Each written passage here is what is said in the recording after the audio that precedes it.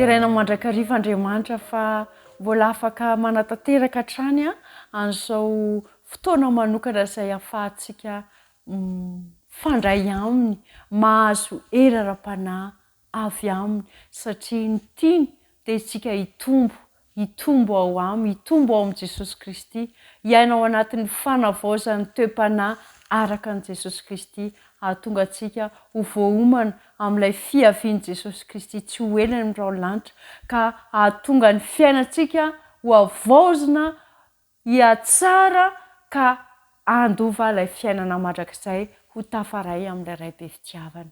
Fiadanam-pony Tompo amintsika tsirairay avy. Alohan'ny hanomboantsika izao fotoana izao dia andeha hiaraka hivavaka isika dia anaraka hira anankiray avy eo.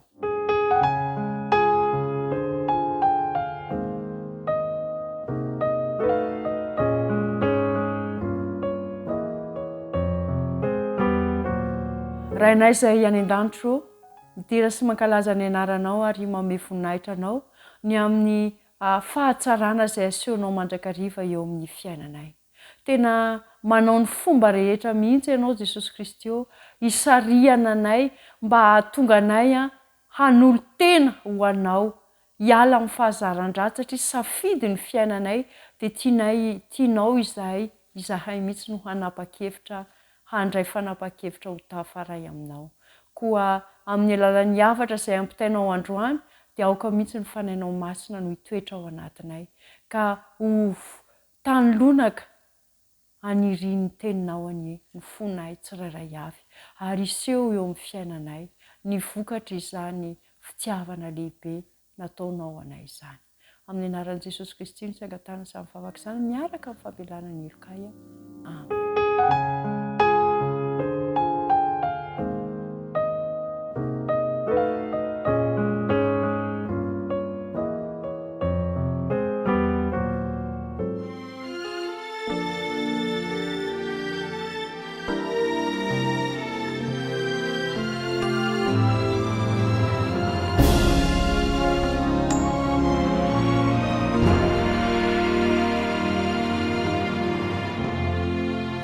Mivavaka aminao andria manitro miangavy mitalao o meu fahendrena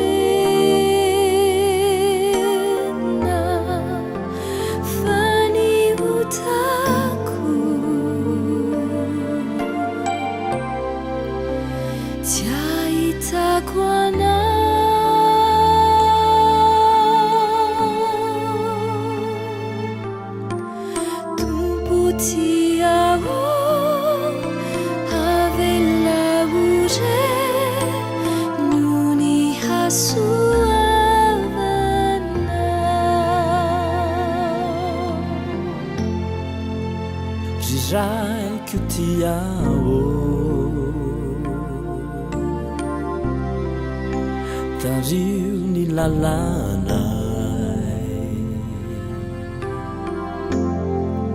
Sukafy ny fonay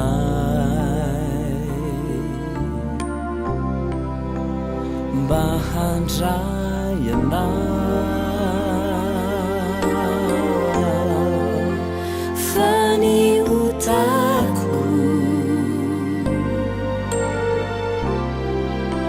Si ahitako anao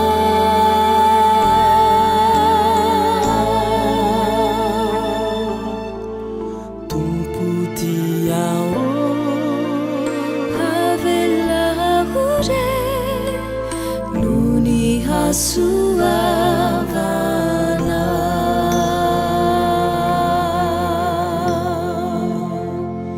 namaizin'azy zao ny lalana na dia mafy nonjam-piainanay ianao Jesosy no fahazavana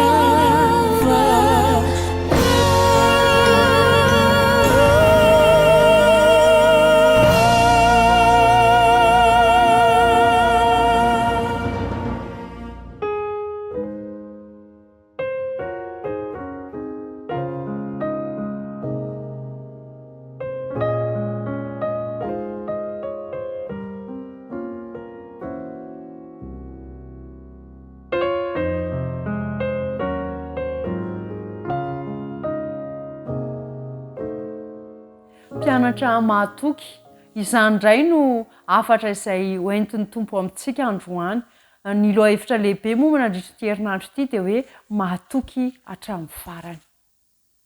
Jesosy niresaka tamin'ny mpianatra ao amin'ny Jaona 4:7-10 ka hatramin'ny 7:10, Jaona 4:7-13 sy ny 4:7 dia namaly Jesosy, namaly ny mpianatra izy dia nanao taminy hoe manasa antsika maka ny baibolitsika izay rehetra misotro ity rano ity dia mbola angetaeta indray fa na iza no misotro ny rano izay omeko azy dia tsy angetaeta mandrakizay fa ny rano izay omeko azy dia ho loharano miboiboika ao anatiny ho fiainana mandrakizay.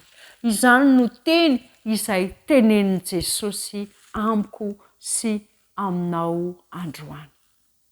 Rehefa niala avy tany Jodiana ka ny Galilea Jesosy dia tonga teo amin'ny tanàna kely anankiray atao hoe Sikara izy, izay nisy fatsakan'i Jakoba teo. Dia reraka Jesosy dia mipetraka teo izy teo akaikin'ilay fatsakana zany.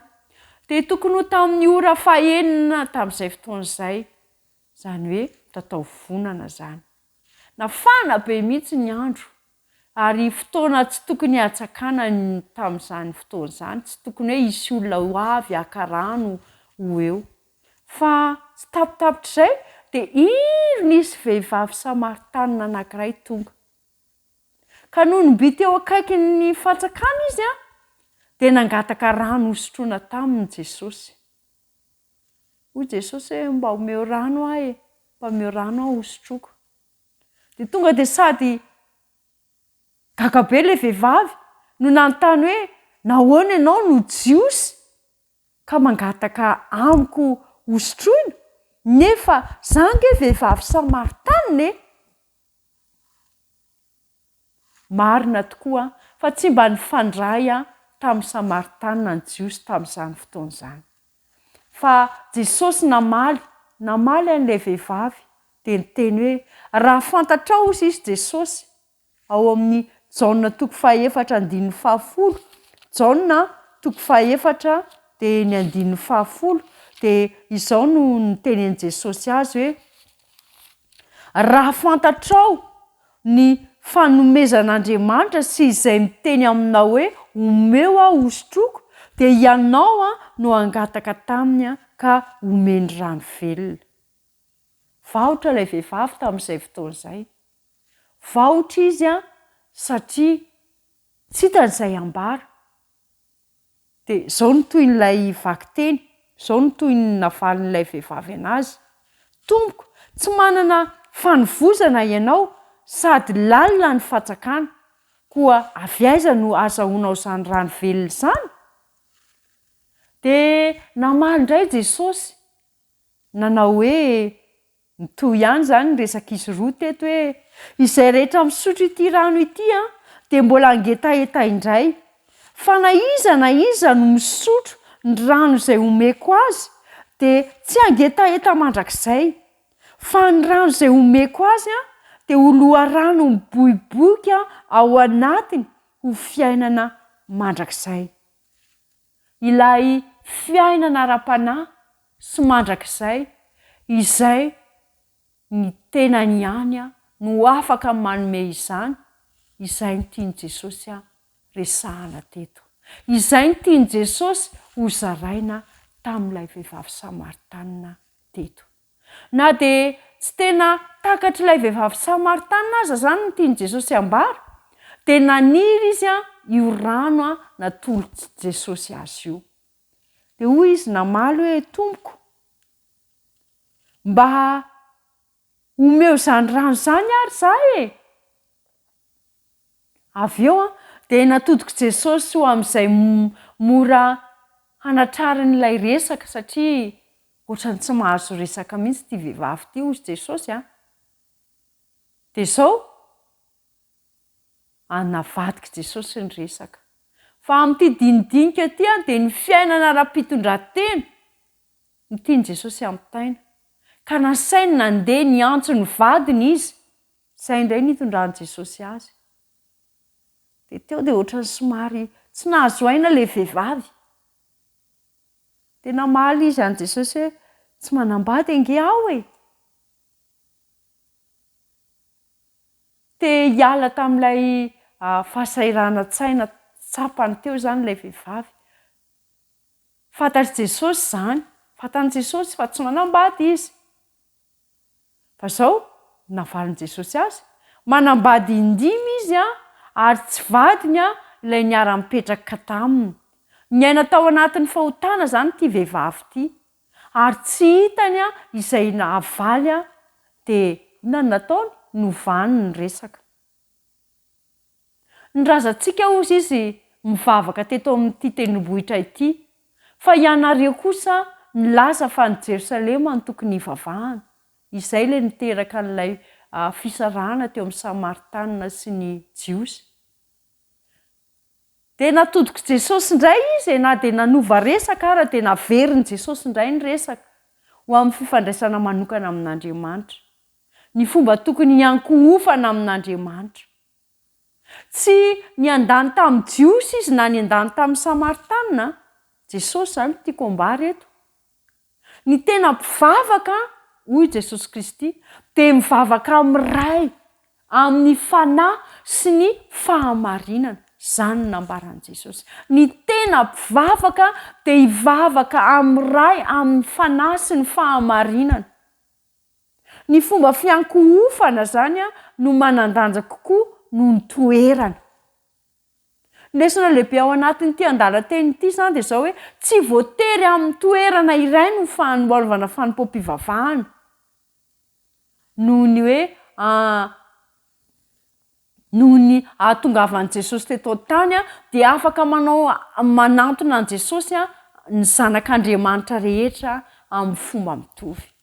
Ny fony tena mitana toerana lehibe eo amin'izany fiankohofana izany, fa tsy ny fihetsika ivelany.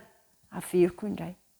Mandinika ny fonao Jesosy rehefa manantona azy ianao, fa tsy ny fisehoanao ivelany na ny fombafomba ataonao ivelany, fa ny fiankofantsika dia midika fa fananana an' Jesosy ao am-po, fahafantarana ilay ray be fitiavana anazy ary ahatongavana ho zanany.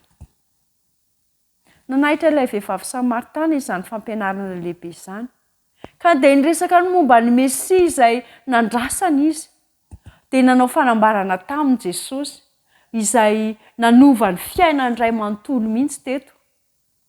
Dia hoy Jesosy mantsiary sady nitsiky Jesosy tamin'izay fotoan'izay hoe izaho izay miresaka aminao noho izy, hoy Jesosy. Efa niaona tamin'ny Mesia izy, nitondra fahasambarana marina ho an'ilay vehivavy Samaritana, io fiaonana io izay tsy mbola niainany na fantany hatramin'izay. Efa niova izy amin'izao. Fotoana fohy niaonany tamin'i Jesosy, fotoana fohy no niresahany tamin'i Jesosy, kanefa dia niova ny fiainan'ity vehivavy ity. Notafiny ny mahampianatra misionera azy dia nilaozany sininy izay tandindo ny fiainana teo aloha dia siny foana siny izay tsy misy ilana azy intsony ankehitriny. Hita ny tao amin'i Jesosy ilay rano velona araka ilay nambaran'i Jesosy hoe izaho no fiainana. I Jesosy izay ny fiainany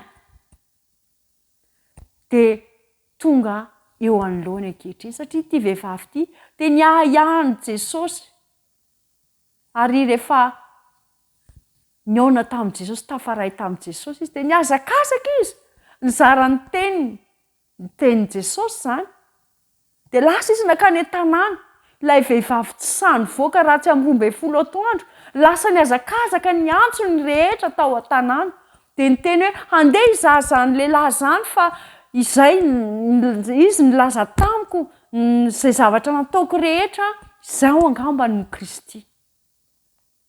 Tsy vitany hoe ny tantara fotsiny izy zany fa no taony koa ireo tao an-tanàna rehetra mba hiaona amin'i Jesosy. Ary maro ny Samaritanina tamin'izany fotoana izany tao an-tanàna nino any Jesosy Kristy. Ny atao hoe miaona amin'i Jesosy zany dia miaino azy, miresaka aminy, mijery azy ary mizara azy eo amin'ny hafa ihany koa. Ny fanandramany ny fahatsarana zany dia hita eo amin'ny fiainanao sy eo amin'ny fiainako. Izao no voalaza manasa anao hanokatra amin'ny Baiboly amin'ny Apokalipsia. Apokalipsia 7:20. Apokalipsia 7:20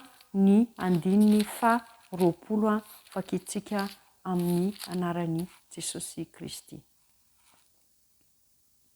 Indro i Jesosy efa mitsangana eo am-baravaranao ka mandondona. Raha misy mihaino ny feoko ka mamoha varavarana dia hiditra ao aminy aho ka hiara-misakafo aminy ary izy amiko. Izany fifandraisana eto zany no irian'i Jesosy hifandraisany amiko sy aminao, amintsika tsirairay avy.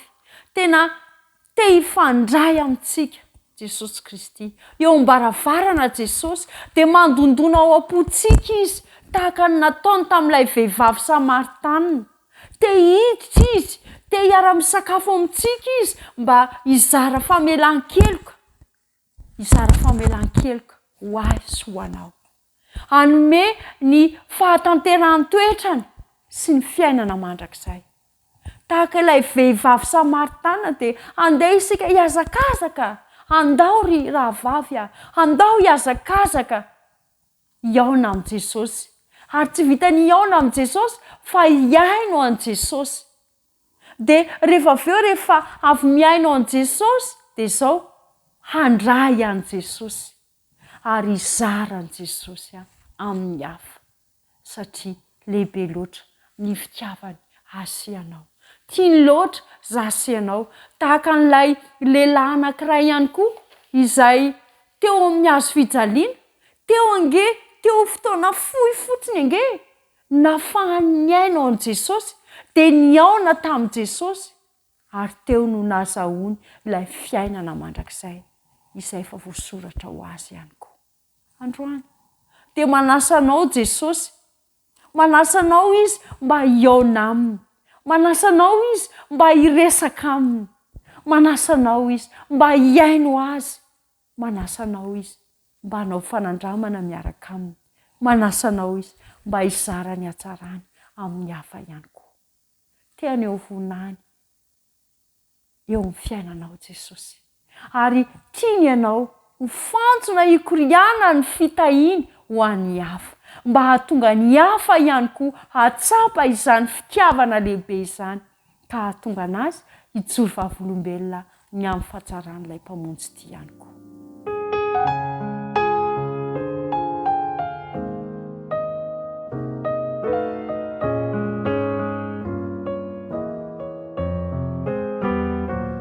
Tompo Andriamanitra io, reko tato am-poko lalina ny feonao. Nanota taminao tahaka io vehivavy io Andriamanitra, mamelary eloka ianao mamela elokanay ianao tahaka io vehivavy io dia te andao ny siniko a Jesosy a, te andao tanteraka ny lasa ratsy rehetra, te hiala amin'ny karazam-piainana izay tsy ankasitranao Andriamanitro. Hampio Andriamanitro, anana fiainana vaovao, te hanandrana ny hatsaranao a, te hizara izay nataonao teo amin'ny fiainako Andriamanitro. Engany ianao ka haneo voninahitrao eo amin'ny fiainako manokana, eo amin'ny fiainanay tsirairay avy manokana. Ka ho mpianatra mahatoky ho anao izahay, hizara ny hatsaranao amin'ny hafa ihany koa izahay. Amin'ny anaranao Jesosy Kristy, ny irina sangatana izany vavaka izany. Amen.